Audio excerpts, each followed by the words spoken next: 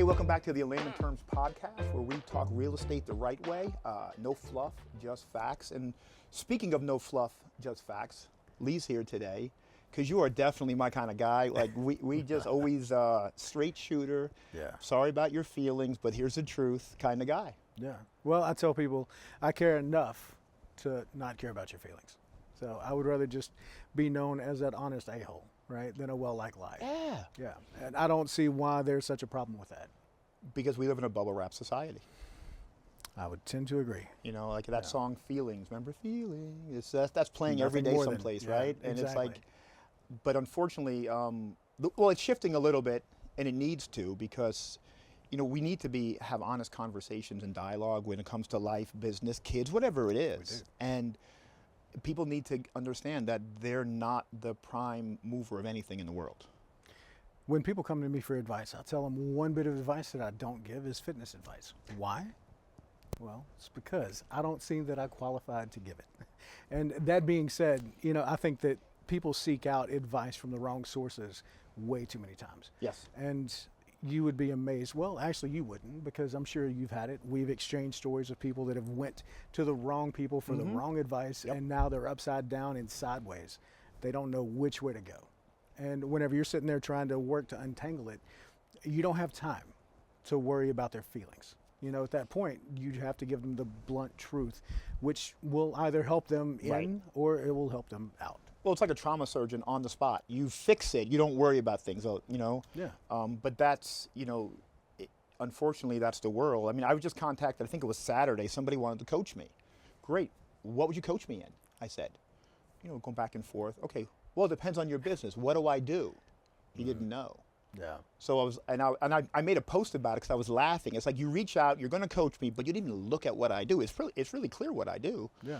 So we block them. You know, because that's like, everybody wants to be a coach. I do it, you do it. I fired a lot of people, as we talked about, because if they're not going to take action, I can do other things. Exactly. I know you're similar. I see everything as an opportunity cost. If I agree to take somebody on for coaching, but they're not a fit, if they're not aligned with what I'm working to do for them or help them with, then they need to get out of the way so that I can bring somebody else in that would work well. Right. And I think that a lot of people don't understand, or at least they undervalue the opportunity cost of things. Just like if I was to take $100,000 and, you know, put it all on one house for the next 12 months. All right, great. That means that I'm saying no to everything else. However, if I can put 20,000 into this project, that still leaves me 80 to still say yes to other projects along that next year. So really understanding that concept and applying that to a lot of different aspects has helped me along the way. And the word you use, and I use it often, is align. Yeah. You know, we aligned, other people aligned. I do business that way. If I can't align with somebody, we're not going to go down a road, because it's going to be bad. Yeah, absolutely. You know, and I probably would have forced a situation for a business opportunity 20 years ago. No. It's not worth it today. No. You know. A few years ago, I started adopting this mantra of peace over profits. You know, if you're bringing me profit but you don't bring me peace, I've got to let you go, because I can still find that.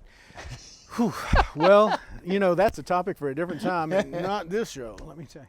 No, I can tell you that, you know, with that, I will have to go into a brief segue that over the years, over the decade that we've been doing the real estate investing, my wife and I never argued until real estate.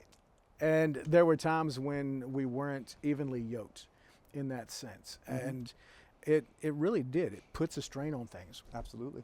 And once we finally started to realize it's not us against each other in these things. Right. I always let her, well, I never let, she always controlled the aesthetics of a project. I always controlled the numbers. Every now and then it would overlap. She would want something a little bit nicer, and I'm like, no, no, no. And then we would end up getting something nicer. But as that really started to kind of come to fruition for us, and we started to realize it's us against the problem, not us against each other. Right. That's when the alignment aspect really kind of came into mind. And since then, it has been more peaceful. There are still times that I'm sure she wants to catch a case, you know. Well, you found the balance in it. Yeah. My wife is finding her footing in the business. And what she's had to come to realize is that I'm not her main resource. We have a team to support her. Yes. And she has to go to them first. It's hard because her natural inclination is to like, no, you're going to do it. It's like, no, I'm not. Yeah. Then who's going to do this, right? Like I sent her all the CPA stuff that they had. Hey, great, I'm going to handle that for you, but here you go. Yeah. What do you want me to do with this? Handle it. We had a good talk about it the other day because we're the owners. We make commitments just like our team does. Absolutely. And accountability starts from top down. Yeah. And I said to her, we can't hold the team accountable if you're not accountable to what you agreed to. So true. And though the first hour after that, I was, ducking a little bit, but she agreed later in the day because we make a commitment in front of our team. This is what we're going to do. We have to do it then. Yeah. And, that's where accountability starts at the top. Really does. And, to your point, we had to figure that out. There was no manual that I was aware of about working with your spouse in business. I was told by Gary Harper's team that I can hold her accountable. I'm like, I refuse to agree to that. Yes. I refuse because then if we're not accountable, how do we make the team be accountable? Just because we're the owners, it doesn't give us that kind of leeway. That's true. And Gary agrees with me, but not his team. Yeah. As long as he agrees, I'm good, right? So well, that's the key part. And I've got to tell you, Gary he's a specimen for business. I really did enjoy our conversations. He was one of the people who, when he showed up to meet with me, he knew everything about me. Okay? Yeah. And I'm not an easy sell, I'm going to tell you. 15 minutes, I was ready to just put the credit card and leave, and he gave me now he was on vacation. Right? Yeah. He came to Orlando to go to Disney. Yeah. I met him on a Saturday morning. He's going to Disney with his family. We're going to SeaWorld. We had a big family thing in town. And I think like an hour and a half. But after 15 minutes, I was ready to go. And I've never been disappointed yet. I think you and I are both in the same sense. We have that, I'm sold. No need to keep selling. Let's go. Yeah, like they did that behavioral test on me. Mm-hmm. I'm sure you talked to Jacob. I did. Jacob couldn't sell me. He couldn't get me to take the test. I'm like, dude, no. He's, coming at me with these lines, and I was like, really? Yeah. Really? That's what you're going to use? Okay. So then we had discussed, hey, he's coming in town. He wants to meet you on here. Take the test. Okay. I did, and I wasn't sold on those predictive index tests, but then you know who you are. Yeah. I do not need social contact, but it's my job. Yeah. And when he described me as a cat, and I was like, you need to really explain that because I don't know what you're calling it, right? And be careful how you say it, yeah. And he says, you get scratched when you want to get scratched, but you don't need to get scratched. You don't need any, and then it's so true. I was done there because now we get tested yearly, the whole team. My son, he's been tested. Yeah. Right? I'll tell you, that was a powerful test that I put, I go in and I do the test and I don't think much about it, right? And they had the one that I'd completed a couple years ago because I met him at another event. Had a great conversation, and it just seems like the timing wasn't correct. I do believe that doors, they're there, but they're not always open until you're ready for them. And as I went through that, Gary pulled up my old results, and he's like, all right, so based on this is blah, blah, blah, blah, blah. And I go, yes. All right, well, that feels weird, just to be known based on a test, right? Right. He was able to see a lot of my personality through this test. And I've done the other ones, right? So I've done the DISC test, and I've done the anagrams and all these to see what your avatar is. But none of them really made me feel seen until Gary read that test back to me and called me out on the carpet for who I was. And it really gave me even more insight into myself because I was able to acknowledge parts of my personality that possibly, and probably more often than not, I don't necessarily want everybody else to see. Because when you're in business, you can't be seen as somebody that's vulnerable. Now, over the years, I've become more comfortable expressing vulnerability and letting people see that we're not perfect. If I don't make at least one mistake by breakfast, it just means that I haven't gotten out of bed yet. Exactly. So I have to make sure that I'm able to do this, but also share this with other people because I really had a hard time, understanding that people watch your social media. Whenever you're out here, you're sharing, they gain inspiration. Mm-hmm. They learn things from you. Now, they may never engage, right? And that's one big thing that I've had to come to grips with, is that there are people out there that they just lurk, right? They scroll, they see, they're like, huh. And they don't even like or share. Nothing. But they right? but they watch it. That's right. And I've come to accept that. Yeah. And as that happens, I realize that I've influenced so many more people than I ever thought that I did, just because I only get so many likes or so many comments or so many shares. Yes. That's not indicative necessarily of the lives that you're impacting. So that's why I decided to become more vulnerable with my audience and just say, hey, look, today was not the best day. Yeah. This deal that we had, I thought it was a slam dunk, and now we're $30,000 upside down. Thankfully, we follow these numbers. We do these things to make sure that these are minimal instances. Yeah. I heard this, Jen Gottlieb was her name. I went to an event years and years ago, and she said something that I've always carried. Your mess is your message. Okay? And I have lost now on another one, hold on, it's 29 homes. It was 28. We're closing one Friday. Okay. It's going to be a couple dollars, right? But I won the Builder of the Year. I had to hold it longer because of other circumstances. Yeah. I sold a bunch of other houses off it, but on that house, it's going to be, but when we do the final numbers, I could be down a couple hundred or up $1 or $2. Okay, whatever, right? But I know what happened. We won't do certain things again, okay?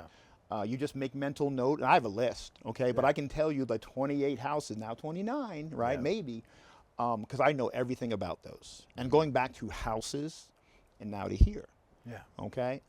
Because I share a lot of that, the mistakes, to help people not make the mistakes. Yeah. Look, I give away all my documents. When I just went to South Florida, a lady who came to my lunch and learn, I met with her whole team, and I gave them the documents because they were moving into what I do from infields and parks. Yeah. And then they told me their plan, and I was like, can I say something? She's like, yeah, that's dumb. I'm going to be honest, we don't have a lot of time. But why are you coming to this area? Well, because land is cheap, but no one lives there. No one's going to move there.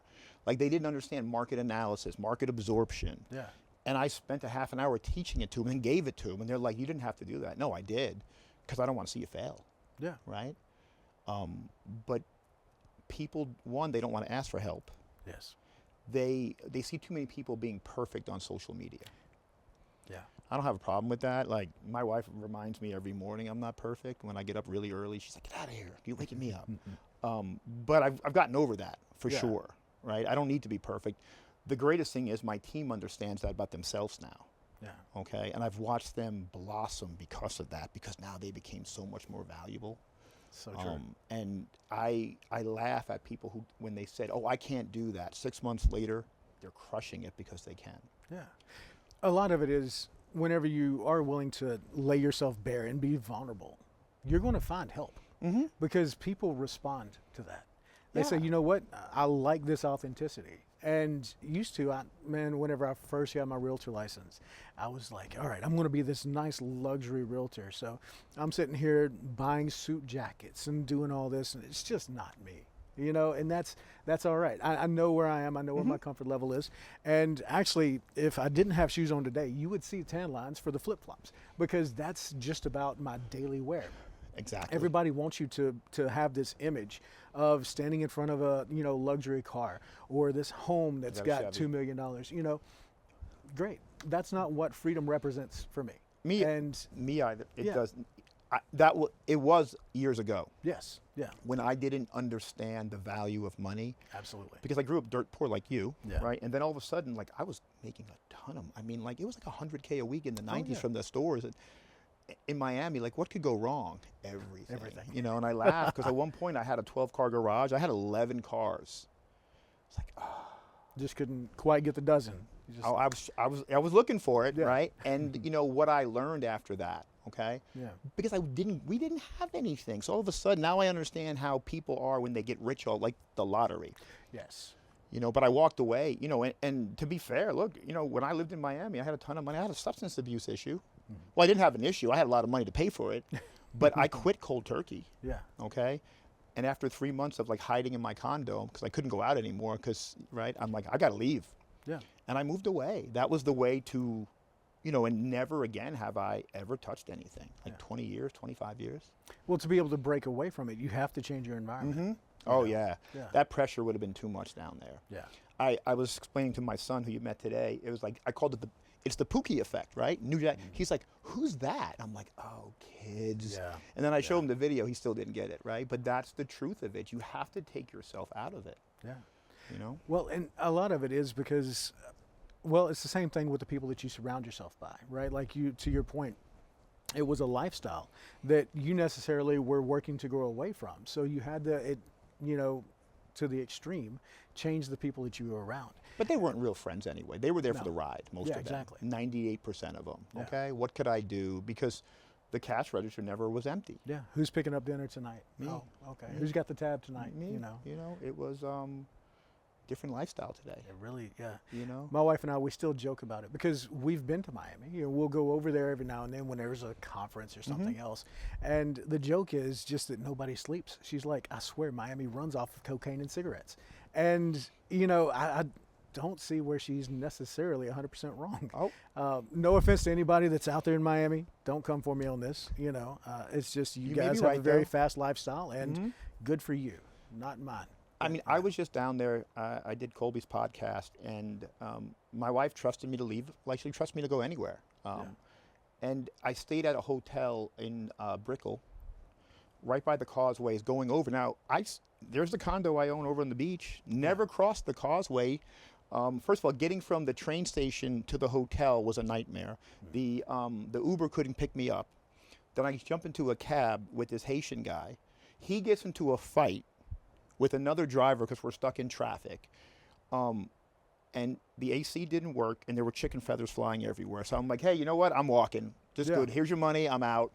And I never got anywhere but the hotel, and I walked to his studio. I walked back. I walked to the studio. I walked back. I had a nice view of the bridges going over. I could see the condo. Didn't even think about it, right? Wow. I looked at it. I'm like, oh, there it is. I showed my daughter. Like, my daughter's seen it. She's like, Dad, we need to live here. I'm like, nope. She's like, I need to live here. You better figure out how you're going to do it. Exactly. Because it won't be on Daddy's dime.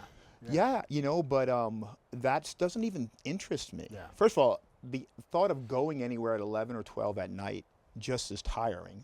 Okay. The thought of even going downstairs in my house at 11 o'clock at night is annoying to me. Yeah. Right. I'm like, I got to walk downstairs if I want something. Nah, I'm good. Do I really want it that much? Yeah. No, I don't. It's not the lifestyle anymore. Yeah. When I was younger, I worked in the casino business, and my shift would start at midnight. And that's when everybody was good and having a great time. And, as I got married and we got settled into that, my wife explained to me, hey, look, this is not what I want to, have to deal with. You're gone every night. You're gone on the weekends, every holiday. You're in the casino working. And that's where, the change for me started to happen. Now, instead of being a night owl, I had to become a morning person. I love what's that? I love it. Now, if I sleep past 6 o'clock, I feel like I've wasted the day, and I'm normally up at 5 o'clock, go in, I make my coffee, I let the pups out, they'll go do their business, get my coffee, and I'll start checking emails and lining out the day. Yep. Anything that I didn't wrap up the day before, right? And I love doing that because that's before the world is awake. Because the world interferes at some point and tries to crash your life away. Yeah. I remember when I used to come home at 3, 4, 5, 6, and now I'm up. Today, up at 3:30 today. Oof. But here's the thing. I fell asleep at 6 p.m. yesterday. Yeah. We had a crazy weekend doing things. I went for a 6-mile walk in that heat yesterday. Killed me. Okay. I came home. I showered. My wife had dinner. I'm like, oh, I ate. Yeah. Fell asleep. Like, it was like 2:30 and I'm in bed. Like, what am I going to do? I didn't get up. I'm like, I tried to go back to sleep. You just got drained from the sun is what it was. Yeah. And I'm like, you know what? I got enough sleep. I looked at my Fitbit. It told me you're good. I'm like, oh, I'm good. I'm not going to argue with it. Go. Yeah. And you know what? I'm going to run till I bet 10 o'clock tonight. But I get to go over to St. Pete with my wife. She's coming to the event with me. Okay. If I can get her to drive, it's like blackjack, dude. Yeah. I win, right? Oh, yeah. We'll see. So you mean to tell me that your wife is also the passenger princess? And I bought her the nicer truck. Yeah. Right? I get in there. Now, we've broken the habit sometimes because the deal is if I can work now, I don't have to work later. Yeah, exactly. So that's won some arguments on that one. Ooh, that's a great point. Like whenever we go to South Florida for whatever, we train it now. Yeah. We Uber to the train station, hop on the Bright Line. I work for whatever the time is, and then I can be done for a while. Because she realized this has to get done. Yeah. So I can do it now or I can do it later. But it has to be done. It has to be I done. love that concept. You know? Yeah. Now, I do have a quick question to ask. In the vehicle that you take, when your wife is riding, is she just comfortable putting her feet up on your dash? Absolutely not. Okay. All right. So I wonder who could probably take a cue from that statement. Well, see, the good thing now is my son has his permit, almost his license. Okay. Dude, I got a chauffeur. Right. He just got done with school. So super smart. Yeah. I mean, really smart. 4.5 GPA. And what he's realized is, one, if he gets above a 96 at his school, he never has to take a final, a midterm, or anything. And he keeps Pop happy that way. Yeah. So then he gets an extra week off of school right now. Okay. And he gets to come to work with me. He's paid to drive me around. It's not a bad thing. Yeah. You know, so now I have a driver. You know, I could probably take a shot in the dark and tell you what his annual salary is. We'll talk about it, right? Yeah. That's what we'll talk about. You know, we made a deal when he last week. We were at the awards for school and everything. So I'm giving him. It's not giving. We're negotiating for my truck. Yes. And you know what? I made him a sweet deal. Yeah. I said, if you can get all A's for the rest of high school. But now here's the caveat to that. He starts college though, not just high school. In his junior year, he's going to college. Oh wow. So if you can get all, yes, I'm telling you, smart, way smarter than me by far. If you can get all A's during this time, the truck is yours. It's a nice truck too, by the way. The Silverado, I love it. But if not, you owe me the money in interest. Ooh. Shook hands on me because you know what, he can do it. Yeah. It's just put your mind to it. It's a great challenge. Hey, you know what? The fact that we made a deal like that, right? Because it's not just like I expect, because that doesn't work in my house. Yeah. You know, it was funny too because his sister got AB honor roll this time, and he's like, "Whoa, wait a minute! There's no toys or nothing for AB honor roll." So then my wife, the referees, we had a talk, and she was like, "No. When he was in second and third grade, he got AB too." I'm like, "Oh, you're right. See, so we can't." And then I told her, "No more AB stuff. That's out, right?" Did he really hit you guys with the coffees for closers? You know, like no toys for AB honor roll. Wow. Okay. Now he's a sharp kid then. He's a very sharp kid, but he's learning to negotiate finally. He used to make them really bad deals. Yeah. I used to love those deals. Like, yeah, I can do that for you. You know, I can tell you when his sister was in, I think she was in pre-K or kindergarten, she was getting bullied. Yeah. So he comes into my office, I don't know, he's in middle school, and he sits down. He's like, "Pop, I can take care of this." I'm like, "Sit down, tell me." He's like, "I'll just push her brother, the girl who's bullying the girl's brother, down the stairs." And I was like, "Oh, I love that. What grade's he in?" He was like second. My son's in like seventh. I'm like, "No, we can't do that." But I do love the family ties. I love the protection. Yeah. That's assault. Let's not do that. But I did like that, you know, just the fact that he thought that way. Yeah. You know? Well, that's, he just in meeting him briefly, I can tell that he's a sharp kid. Amazing. And especially when young man. Let me rephrase that. He's a sharp young man. He's not as tall as me yet, but he outweighs me. Yeah. And what I can say, he's a hard worker too. Yeah. I watched him. He went to sports, and then COVID happened. Then he went into jiu-jitsu. Then goes to high school. So his freshman year, school starts, okay, and he decides after school starts, so it's August, he's going to do football. No conditioning. So his family is Indian, and I'm not, obviously, right? So they're all like, no football. He's like, "Hey, Pop, can I play football?" "Yes, but what's the rules?" "I can't quit during the season." Phenomenal. And it was really hot. I remember because the first week I went to go watch practice in the back of my truck, had a hat, my computer, I'm watching him, don't say a word. And he was dying out there, it was hot. Yeah. And he was never last in any drills. So at the end of the week I asked him, "What are you thinking out there?" He's like, "I just didn't want to be last." Yeah. Okay, then I go talk to his coach, and he's a lot darker than me. So he looks at me. I introduce myself as Aiden's dad, and he's like, looks at me, looks at Aiden. I said, "Yeah, you see how dark his mom is, right?" And she's like, he laughs. And then I guess the words every dad wants to hear, "Can we go to Dick's and buy cleats and gloves?" And I was like, "Absolutely." And then he says, "But I'll pay for it." I go, No, I got this. Yeah. Right? Be offered to pay. Okay. Yeah. But a hard worker with smarts, that's hard. Yeah. Like I didn't have this work ethic until the last maybe 20 years, 15 years. Mine was the last 10. Yeah. So it was whenever I was 35 and I got into real estate, and I realized what it was going to take to become successful. that demanded more of me than any other job or any other career path that I'd had to that date. Absolutely. And, had I had that skill set, in my 20s, Yeah. brother. Yeah, but I'm going to say this because I had the same conversations with my wife. But now that you've made it and you're successful, and we're not chest bumpers anyway, the people who are around us now, it's worth it. Because you just know that they put the work in too. Yeah. Okay, and that's how I look at it. Like I look at people and I know and they know, and it's like you. I told you about this guy Flint and everything, Gary. Like we don't have to talk about it. Yeah.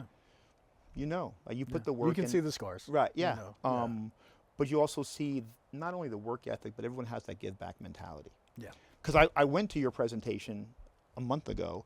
You gave the blueprint on how to do it. Yeah. Now, will they follow? But it was there.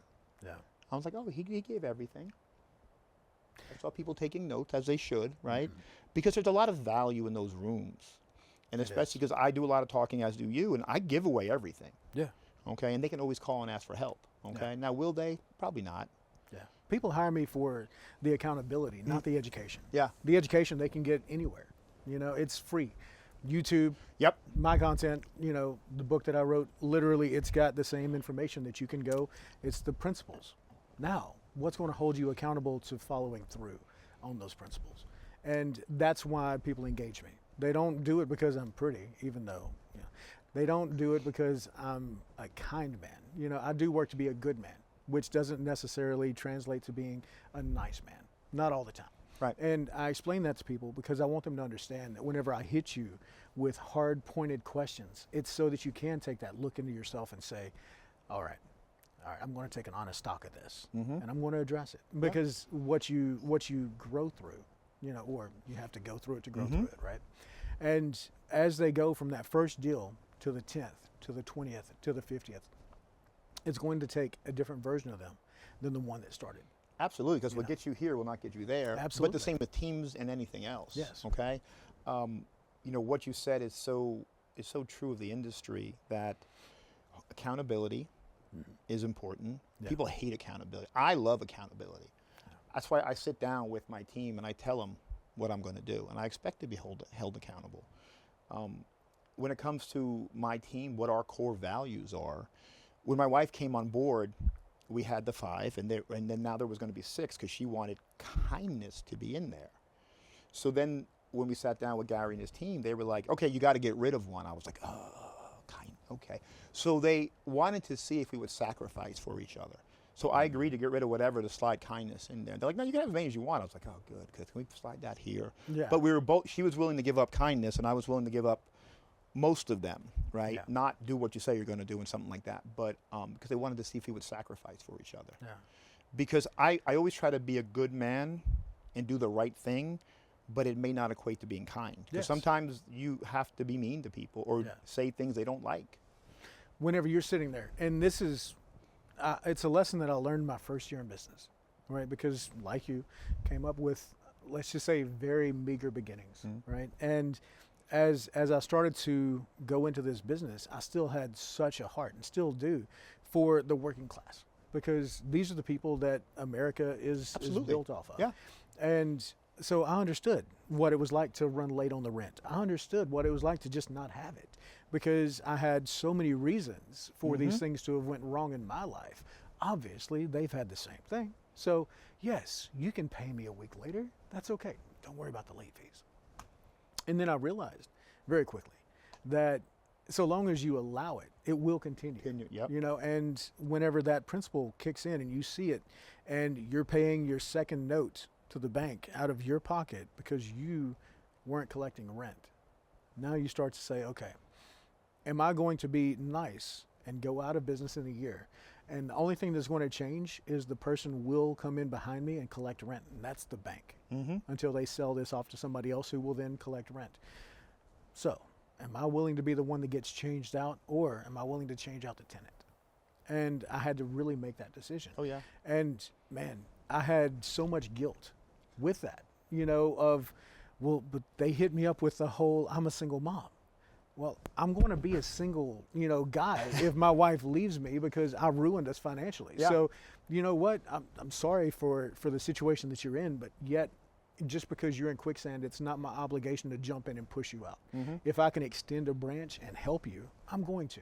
However, when those situations arise, and my wife and I, we're talking about finances, and hey, look, I don't know if we made a mistake by getting into real estate, and all these other questions are coming around, I realized that whenever you're in that situation, that's not the time for kindness. That's the time for honest, blunt truth. Yeah. And once I accepted that, and I really molded that into part of my personality, I can still empathize with people. I can still sympathize because I've been in a lot of these situations. But that doesn't give them the right to make me a victim of their circumstance. Absolutely. So I'm gonna, when this comes out, I'm gonna share that with my wife, because who runs property management, kindness leads the way all too often, too many times. yeah. But we always help, but there's rules to it. Yes. There's communication. Have they communicated in the correct time frame? Yes. No communication, we're not helping. Yeah. Okay? I mean, like, I have done some evictions myself. Yeah. You know, I had people like, look, it was wrong. I went there, I changed the locks on them. I didn't know what I was doing. I just showed up, right? Next to we have a pair of rentals, and next to it is Tommy's bail bonds, right? So I want the sign so bad. And so I'll sit over there, and they were telling me, oh, we're not working, we're not this, we're not. I'm watching them, because the neighbor tells me everything, because she was my first tenant. Okay, not in that house, but in another house. And I went there, I changed the lock, screw it.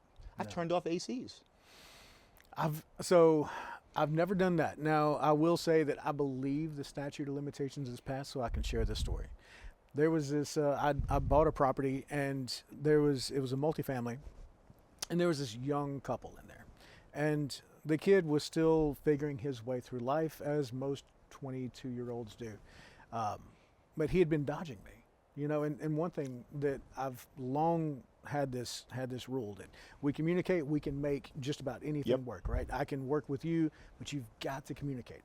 And anyway, it was like on a Friday, and I go over there, and I'm heated, man, because I just pulled 8 hours at work, and I was doing this, that, and the other. I had to go over to a different property and do some work. And while I was in the neighborhood, let me just knock and see if he's got my rent. But that wasn't the case.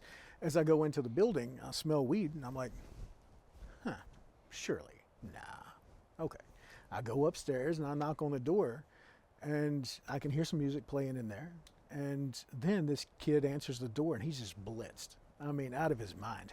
And I was like, man, that's wild, because you've got the money to go and buy, and have a little party. Yep. That's cool, but you don't have money to pay me. Yeah. So that's where I told him, I said, I'm going to give you 5 minutes. You can get whatever's important to you. But in 5 minutes, I'm going to drag you down these stairs. So you decide what you want to do with these next 5 minutes. More my type of guy, right? And he was, I was a bit of a hothead, back then. Now, age does help that, because then you realize maybe my mouth shouldn't run as much as it used to. I'm still a hothead, but I have people in front of me now who keep that from happening, right? Yeah. They're my buffers. Yeah, I've kind of softened my image over the years. And that was, as I was telling my wife, she's like, you can't be that guy. I'm like, no, I understand. I can't be the guy that, that I felt was necessary for the situation. Nothing ever came of it. It was just a threat, but the kid complied, and we never had to go down that road, thank God. But I understand now. I don't approve of when landlords do lockouts and all these other things, but I understand the situation that they feel desperate in when those situations happen, and that's why even more so now than ever, I'm so cautious about the numbers whenever I go to buy a property, because what if I exceed 10% vacancy? What if these things happen? And that's why I have to now stay more strict than ever with my numbers, because, well, we can all agree that through 2020 and the eviction moratorium that came with it, that we had a couple tenants out of 40, 45 at the time, that only a couple, they did the whole, you can't evict me anyway. I'm like, who said that? I can't evict for non-payment of rent. But from what I can tell, you're not abiding by the lease, because that's a pet. and this property's no pets. I I'll love smell those. cigarettes, and this is a no smoking property. So you think that I can't evict you? That's where you're wrong. Right. But then we also have tenants that necessarily, were doing everything that they could, but communicating. Hey, I lost my job. Hey, this. Right. Well, then we put them in touch with resources, everything else that we can do to make that happen, to where we can keep a good relationship going with the tenants. But communication is the key. That's the key. And even to this day, we've got this rule, right? By the 5th of the month, if you haven't communicated and you haven't paid, then the eviction gets filed. Now, if you want to stay, all you do is now you get to pay for the eviction filing fee as well. So it's up to you if you want to communicate or not. And our process is that we reach out on the 3rd, just a reminder the rent's due, and then on the 5th, that's when the process goes. A similar process, but what we have in our lease, we never say the word eviction. We're going to terminate the contract. Gotcha. Because you agree to pay X and I agree to give you this. Yes. When you don't do this, we terminate that. Yeah. And we have all this initials and signings and all that for every line. And we've argued this in court and won. Yeah. For a reason. It was like, oh, but you signed that this was a contract and you were going to look, oh, yeah. And we only work in the counties, technically, that, when when you're in the eviction process, they have to put the money into the court to fight you. Because there are counties that don't make you do that. Yeah. We don't have tenants there because then it's like a free ride. You can let it go for months. Yeah. And I remember when I was doing all the flips every month, plus acquiring the rentals and managing the rehabs and all that. And I was doing property management. I had help, but I was still in charge of it. And that was annoying. Right? It really is. And so, we don't worry, like our portfolio is built for appreciation anyway. We don't, the cash flow, it goes to buy new rentals every year. That's what we use it for. My wife would give it away if she could, though. Yeah. Except to me. She was like, no. But, she's learning now that, hey, just because I don't let her speak with the tenants anymore, that was the deal. We have somebody who used to be an amazing cold caller. She's used to that. Yeah. She's like, oh, no, it goes to Nikki. You talk to, and she has the whole script. Yeah. Right? She's used to dealing with difficult people, right? So that's where, again, putting the right ingredients in the right recipe it gets the best dish. The systems and the processes. Like, I know, like, you're really metric driven on your rentals. And I was really amazed by how you did the loans and cashed out this and lent against that, because you're in a different market. Most of your rentals are in Louisiana. Yes. So they're less costly, but you're making good money a month based on the numbers. Yeah. And I'm just scared of being far away. Like, I like to drive around and see things every once in a while. I'm like, oh, there they go, Does that ever affect you that you're so far away? And you do flips there too as well. Yeah, we actually just closed on another one. And used to, I would say that when we initially moved to Florida, it did consume more of my time than it probably should have. However, I would fly back every 3 months. Okay. And every 3 months I'm back over in the properties, walking them, making sure that everything is going well. And then that became a little bit more comfortable. Then it was every 6 months. Last year I went back to Louisiana once. Okay. And I'll probably go back, I'd say sometime over this summer. I haven't really identified when. But that's also because I'm in the process of buying a 40-acre development. So I need to go over there, and that's one thing that I do have to get my eyes on. Right. While I'm there, it'll be a nice business trip. Yeah. I'll go over there and I'll check out the properties, I'll walk them, make sure that there's not deferred maintenance building up, which part of my agreement with my property manager is quarterly inspections. So some people, they only do annual or semi-annual inspections. For us, quarterly. Every quarter. Yeah. We're walking the property, we're looking under sinks, we're checking for leaks, we're making sure that filters are changed out. We bring the filters, right? That's what we've learned, that part too. Here's the 2 new ones. Yes. We're putting this one in, and we have an agreement now. If they don't use the filters and put them in, we're gonna have to charge them $100 for the service of putting them in. Then because you're gonna pay $600 to have the coils cleaned. Yeah, and it's like, hey, we're giving you all this stuff, use it. Yeah. But we remove tenants. Like I always say, I don't want problems. Exactly. I don't mind people who, communicate if they're a little late. Look, my first tenant is in the house. They're always late, but we have a payment plan. Yeah. And you know what? She never misses. She gets paid on Friday, so every Friday she pays whatever the portion is. I don't charge her extra for that. Yeah. Because she said, hey, this house was vacant. It was only her and her husband. It was a big house. We'll pay you everything, but can we do this? I'm like, well, it's kind of big for you. She's like, yeah, but it has the backyard we want. And now she's a Navy veteran. He has a record, so it's hard for him. But they were my first rental tenants. They were amazing. I'm like, absolutely, I'll do this. Okay? Yeah. And when I have the problem house next door, those are my eyes. Yeah. I love that. Yeah. You know? You know, it's only a problem till it becomes one. Mm-hmm. And I've had numerous tenants that are fantastic, and through one change or another, then it changes, right? For the most part, we do have, I'd say out of the 57 that we've got now, it's, there's only one or two tenants, you know, because typically we like to lead with a very blunt conversation. Right. And the way that starts is quite simply, you pay, you stay, you don't, you won't. Now, past that part, you know, we do all of our communication, at least any non-urgent communication, we do that in writing. We've got a system that you can go in, you can put your work order in here anytime that there's something there, and that's just as much for your protection as it is ours. So that you can come back and say, hey, look, on the 5th, I requested that somebody come over here and look at the AC. All right, well, now it's the 7th and I haven't heard anything. And at that point, that's where I go to my manager and I'm like, why haven't they heard anything? Do you require pictures as well? So a lot of the times, if they do have it, like if it's a stopped up tub or something like that, they volunteer because our portal allows them to upload that. Now, a lot of the times, if it's AC, different, right? Yeah. But we require, when you send over your request, show me the picture of it. Yes. You know, no picture. If you tell me the AC's off, that's a different story, obviously. But they like to say things and don't put the picture in.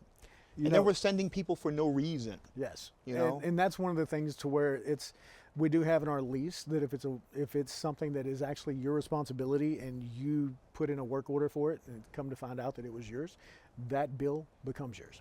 Same thing. Now, I will say one of the funniest times that a tenant, you know, reached out to me, she was saying, hey, look, so your garage collapsed. And I went, hold up, the garage just collapsed? She's like, well, a tree fell on it. And I'm like, fell on it? You mean like a branch is on there and it's punctured through? And then she just starts barrage of pictures. She's like, no, it's like this. And I mean, literally it was collapsed. It was a detached garage. So, you know, thankfully nobody was injured except for some old mattresses and maybe an old appliance. But, you know, I thought to myself, all right, well, maybe. I don't need to always have photos. If somebody says the garage collapsed, I can take their word for it. You know, you can take the word for it, but you still want to see it, right? It's like, what do you mean? Like, oh, yeah. Yeah. But, I mean, she started going, like, professional with it. She hit every angle around it. Oh, I would love that. I just because it's like, insurance purposes. Oh, she's my eyes as well because we've got a property across the street. So anytime we've got a tenant over there, she lives in one unit of a duplex. So she is quick to tell me if anybody's messing up. And she's an older retiree veteran, right? And she has a very small stipend every month. And her sister, coincidentally, lives in the house next to her. Okay. So they're able to still have the support system and everything. And my thought is that she'll be there until she's called home, you know? And if that's the case, then I welcome her to stay, right? Yep. But it's great to have tenants that will communicate, you know? And then it was probably a year after I'd moved to Florida. She finally comprehended that, oh, I'm not local anymore. And I was, because I told her, I said, hey, look, it's 11 o'clock my time. You know, she's like, your time? I said, yeah, I told you that I moved to Florida. I've been over here for a year now. And since then, she's went through management and everything else. So slowly kind of like got those people on board. It just, you know, we had an AC incident and we got an emergency call. We get the guy out there on a Sunday. So the woman's at work, her kids are home, they're teenagers, they don't let the guy in. Okay. Means I can't fix your air. Can't fix your air, right? And he's pissed. Sunday. She's like, what are you gonna do? I'm like, I'm not doing anything today. I called the guy and got him out of bed. He's coming over on a Sunday. Your kids don't let him in. They knew he was there. Yeah. Right? They spoke to him and said, nah. She said, yeah, but my AC doesn't work. Okay. Get a guy out there the next day. Okay. But here's the bill. Yeah. My wife's like, you're going to give her the bill? Absolutely. I'm not paying the bill. Yeah. It's in the lease, right? Like we have, you know, houses on septic.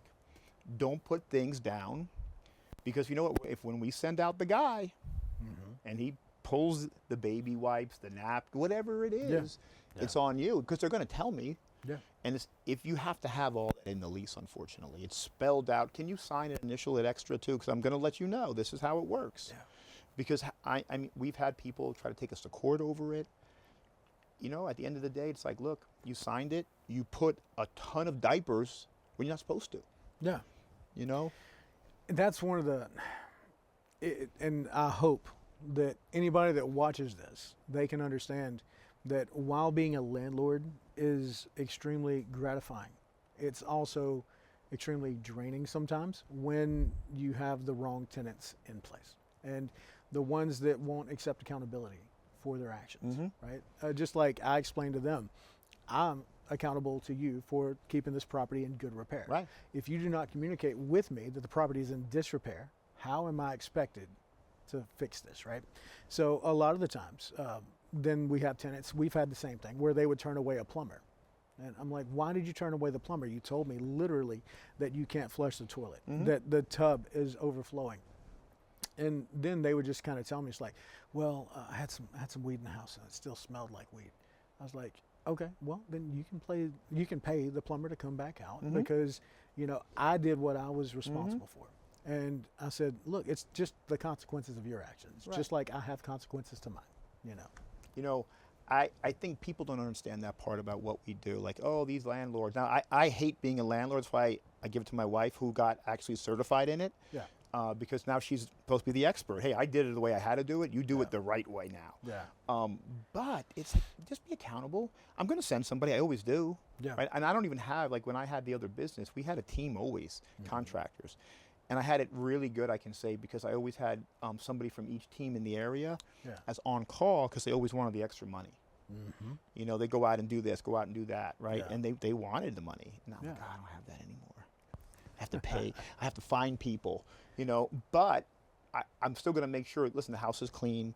I went to a house in Ocala about 2 months ago, and I was shocked on how bad the home looked. Yeah. And I said, look, I'm going to tell you something right now. I'm not going to be mean about this. This house is disgusting.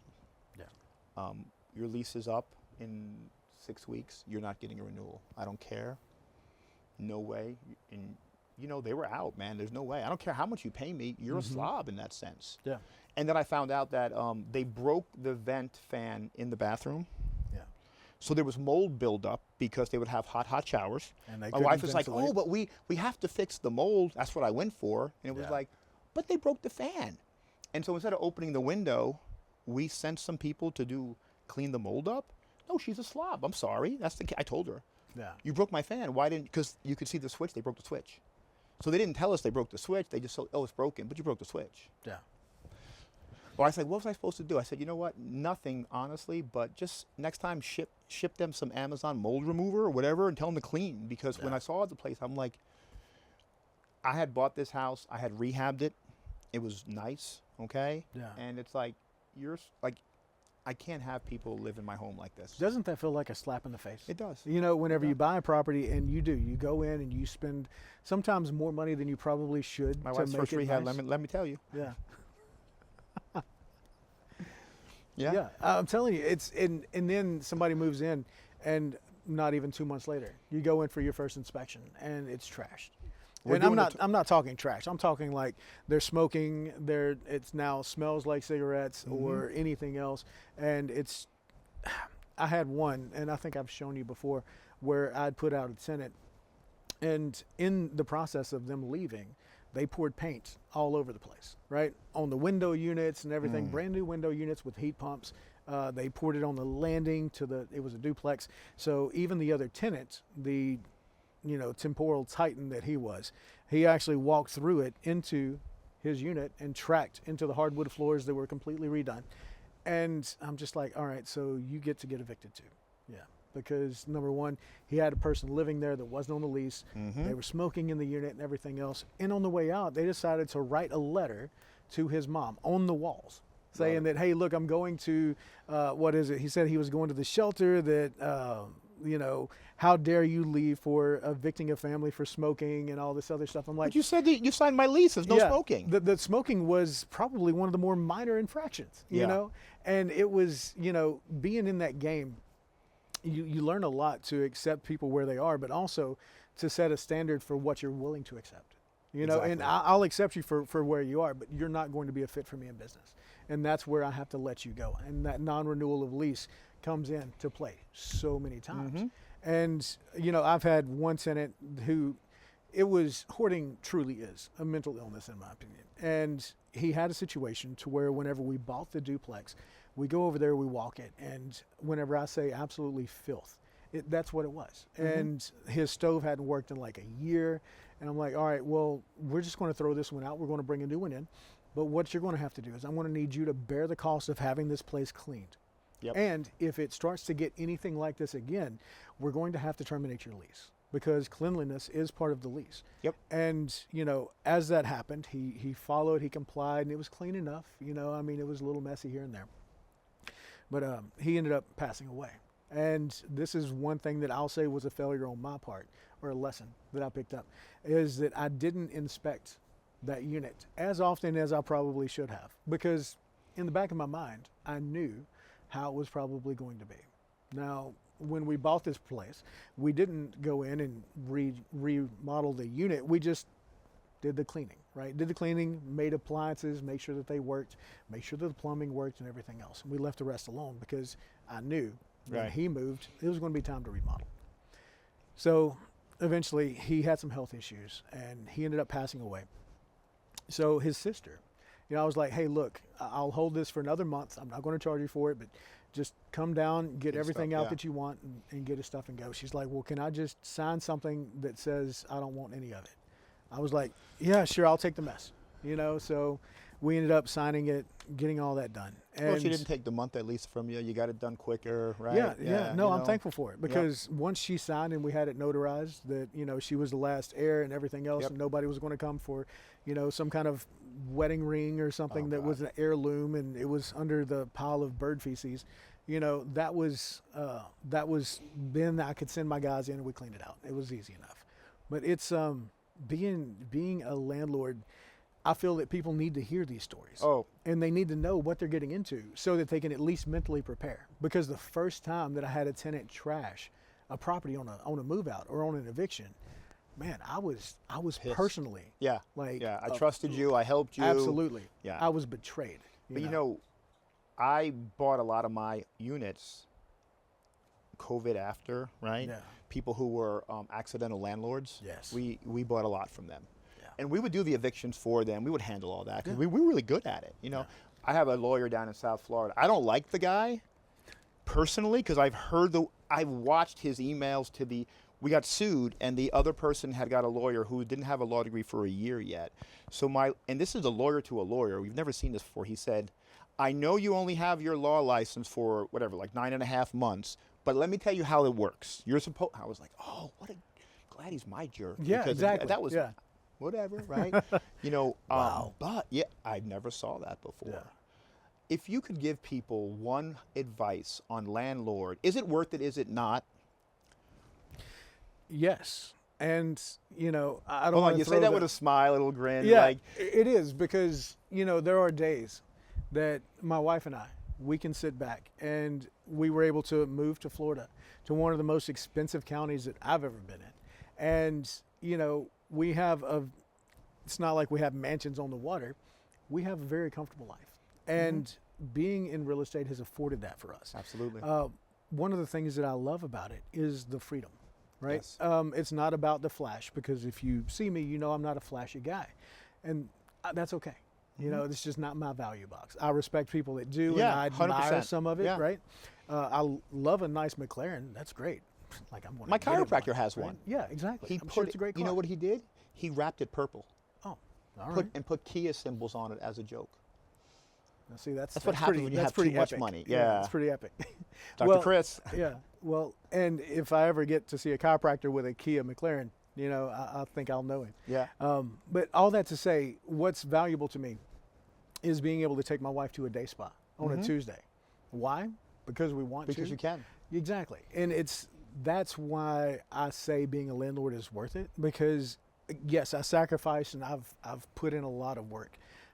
Now we're starting to experience the fruits of the labor, right? And it also is feeding into a larger vision that I have. And that's why I'm so strict about anybody that's jeopardizing my goals.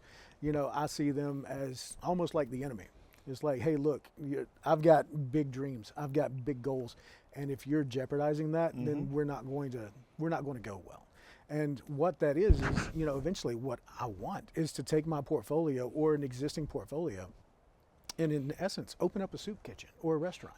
And that restaurant's going to be fully funded by the rents that are generated from the portfolio. So it's all attrition, it's arbitrage, right? I'm just generating it over here and I'm giving people a nice livable wage. And if anybody, you can be in rags, you can be in a 3-piece suit. You come in, you eat, right? And it's just, you know. And for that to happen, I know the amount of sacrifice that I have to make, but I also get to enjoy it a little bit along the way. You know, and being landlords allowed us to take that $6,000 seed money and grow it to the portfolio that we've got, right? And the goals that we have. Because the version of me from 10 years ago would have never thought that that was possible. Absolutely. And now I'm sitting here saying, just how deep does the rabbit hole go? Really deep. You know, I think as we grow and learn in the business, we see so much more. Yeah. Okay. Yeah. I'm still an operator. We were able to, with our manufactured home dealership, you know, bring in this new financing. And when they showed it to me last year, and they said how the finance company said how they work it, and I was like, no, that's not how you work it. Because I'm an operator, it's different. Yeah. And Gary had told me 2 years ago almost to become bankable. It's what I worked hard on, getting everything bankable. Because they were like, oh, but you haven't been in business this long, because we've kept the businesses completely separate for reasons. Because now it's like, hey, look at the numbers here. And instead of, you know, you need a revocable line to guarantee, look at our real estate portfolio, what it's worth. Well, how do you know what it's worth? We just got them all appraised. Look at the appraised value. Yeah. It was more than I needed for the line of credit by far. Yeah. Okay, and they were like, "Oh, well, you're good now." Yeah. Okay, and that wasn't even something I could have thought about. Yeah. Right, but the rabbit hole, it goes wherever you want it to go. It does, and you know, even to this day, I still talk about like our holdings like it's small, because yes, to somebody that has no doors, 50, 60, 70, that's a lot. Whenever you have that, and then you meet somebody that has 60, 70,000 doors, then that's a perspective shift, you know, and you sit here saying, wow, all right, just how much of this can I do? How much can I build? How much impact can I leave this world? Because, you know, I mean, even with modern technology and everything else, we might squeeze 100, 120 years. You know, if you do everything right and don't die of something stupid, great, cool. Now, as that happens, you're still going to become worm food one day. Now, what do you leave behind is what's going to matter. Can't take it with you. Yeah. So, 100%. And, you know, for me, a lot of it is, that's why I enjoy whenever I do these, you know, the talks or whenever I do a presentation, I give the knowledge freely. I don't want that behind a paywall. Now, if you take me over and you need me to hold your hand, that's the paywall. That's where it's going to take something. But the knowledge, please take it. Go do something. Be somebody of action. And then whenever you come back, pass that down to the next generation. Help somebody else get their start, but also hold them to account, you know, because... But it all starts with accountability. That's right. Okay? Yeah, and the opportunity cost, you know. I was telling you earlier that if I can't hold my wife accountable, I can't hold my team accountable. That's right. I told my team that. They were like, it's kind of true, they said. Yeah. Because if I let her slip, because I don't slip, you know. I mean, I do, but I expect people, you've met Jeannie and them, so they'll tell me. Yeah. They have no problem saying, hey, this is what it is, you know. But I think as...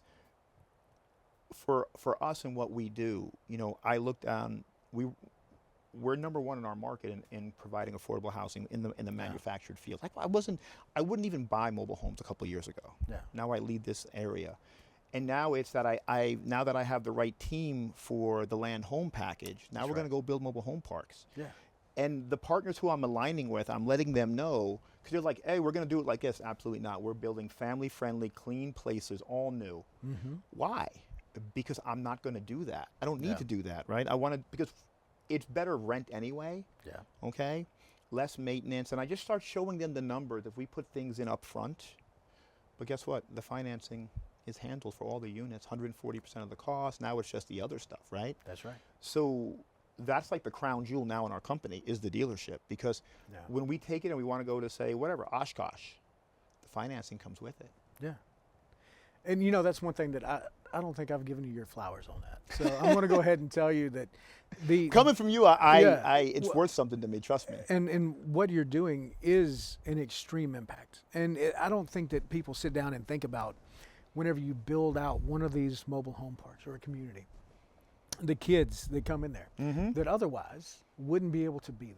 Right, they would be in some low rent, $600 a month, 2-bedroom trailer, sleeping on the floor in the living room, because I was the kid, So whenever that happened, my family, we had a house and I had a bedroom, but we also had family that didn't, and I was used to sleeping on pallets. So, I've had to go hunting with my father at night for food the next day. And even though it looks like I haven't missed a meal in many years, I know what that is like. Absolutely. So as you build these communities for people, you give these children a head start, a chance to kind of start a little bit higher than where they would be. And that's one thing that I do admire. When somebody is willing to go out there and say, you know what, I could create this park and I could save a lot of the money here and I could ignore some of the amenities because I'm still going to make the money, but I want to do it this level. Well, it's because now these kids have that head start, that that sense of what it would be okay to be proud of where you're at and where you're in, So no, congratulations. Even when we do the land home packages, okay, we serve, and I use that word, we serve a really hard demographic number-wise. 270 with a home on land you own, and Florida's not really cheap anymore. Brother. And what I always remind, in this time right now, we're in a depreciating market. The only thing we can control is our cost. Yes. Okay? And we have to be really cognizant of that fact. We had a well test come back. Now, we told the lady and the agent that make sure it's an FHA well. So they went out, and these are normally $400 plus. She got one for $150, and they turned it in like 48 hours. It's like, so then I get this well report Friday. It filtered up to me, and it's like, what the hell is this crap? That's what I said. Yeah. Because the first thing they talked about the hardness of the water, because it's a water softener company. Well, I don't care about hardness. Yeah. But I just said, hey, let me show you what a real test looks like and what yours looks like. Okay? Because one, it's like on drugs, somebody had to get a drug test. There's 2 strips, that one they put on the paperwork and one they put on the well test.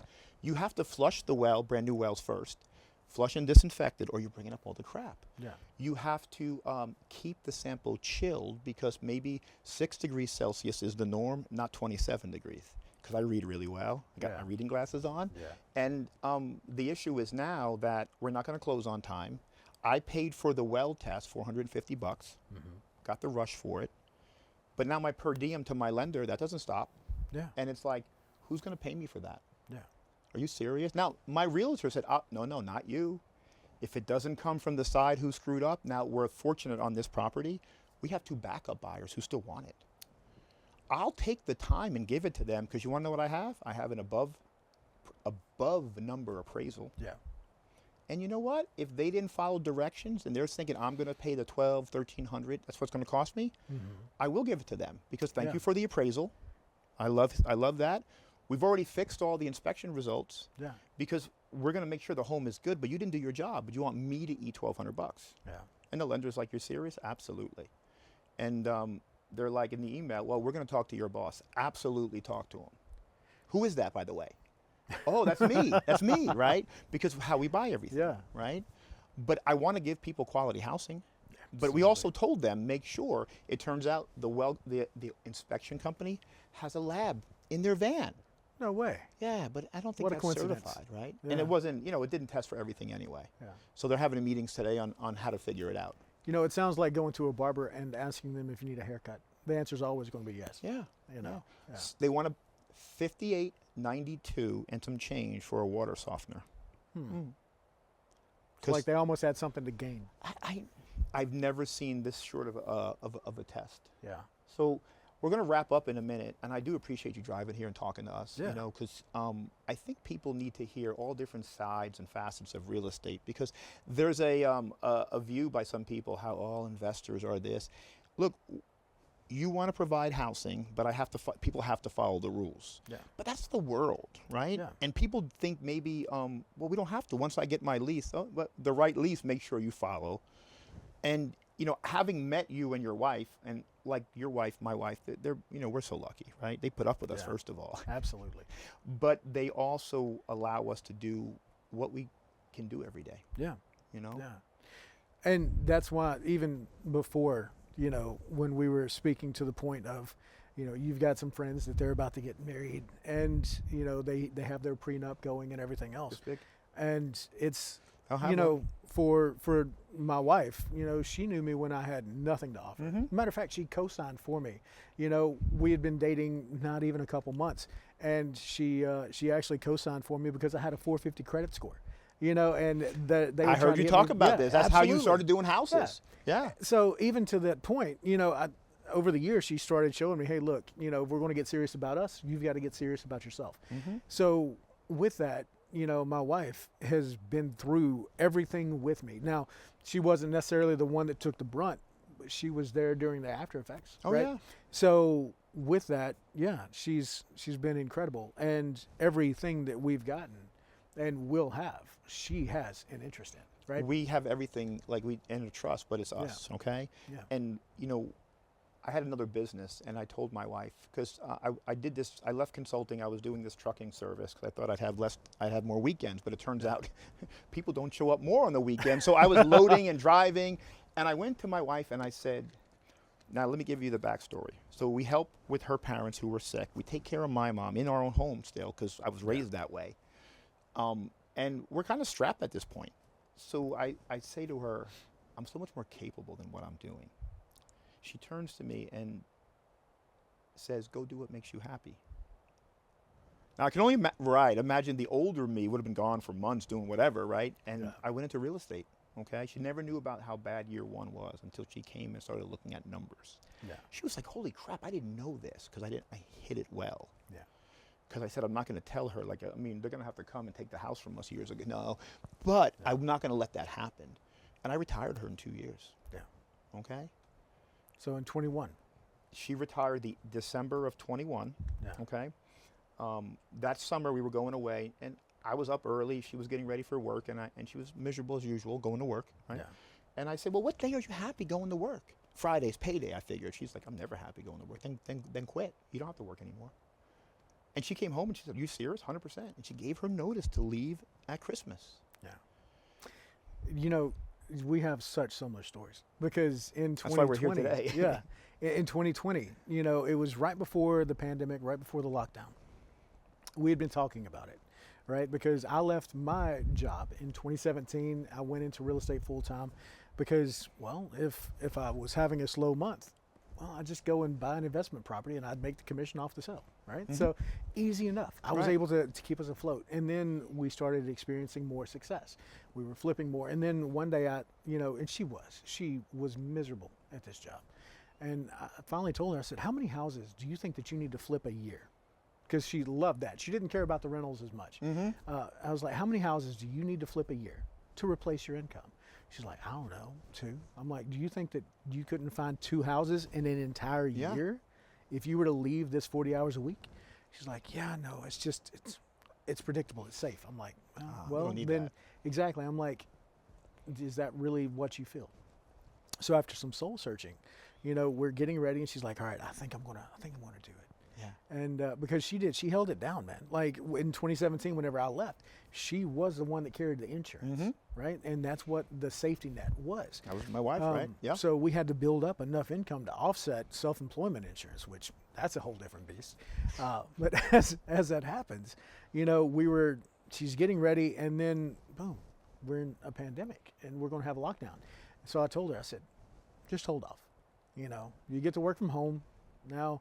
Just be the first one to volunteer, because she was in the oil and gas industry. I said, just let them know that if they go to do layoffs, that you volunteer as tribute. And so she did. She had no bones about that. She called her supervisor. She said, hey, look, I understand that if there's some decisions to be made, that I'm okay.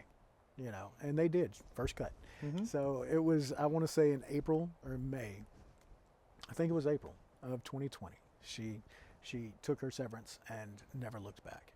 And to me, because the woman took such a chance on me early in our relationship, I felt like, hey, look, it's not only like my duty, but a privilege to be able to give back to her in this way. Oh yeah. You know, today she was going to come with me, but our dog sitter has been out of town, so she was like, well, I need to stay close by. I said, okay, well, what are you going to do? She said, you know, it's Tuesday. I think I might go to the beach.